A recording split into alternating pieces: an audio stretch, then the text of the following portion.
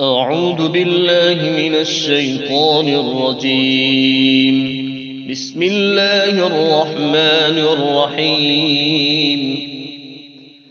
والنازعات غرقا والناشطات نشطا والسابحات سبحا فالسابقات سبقا فالمدبرات أمرا يوم ترجف الراجفة تتبعها الرادفة قلوب يومئذ واجفة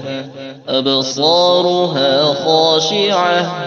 يقولون أئنا لمردودون في الحافرة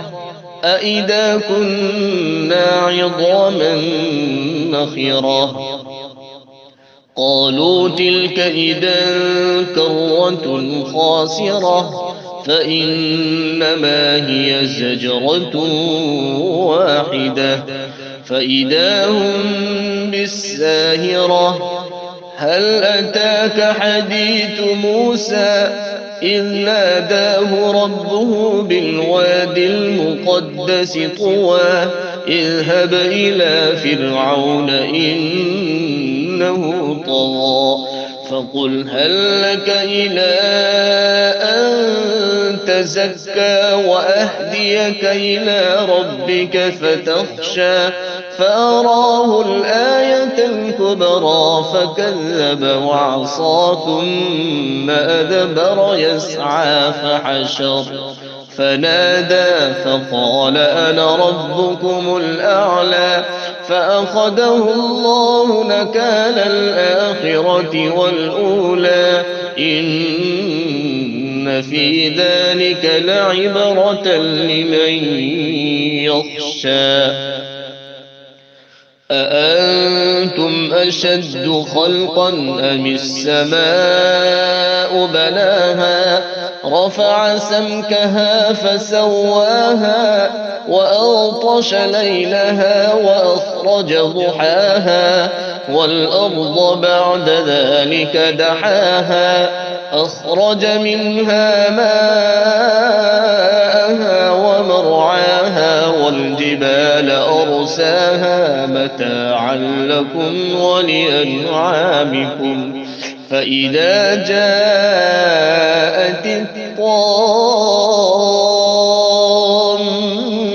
الكبرى يوم يتذكر الإنسان ما سعى وبرزت الجحيم لمن يرى فأما من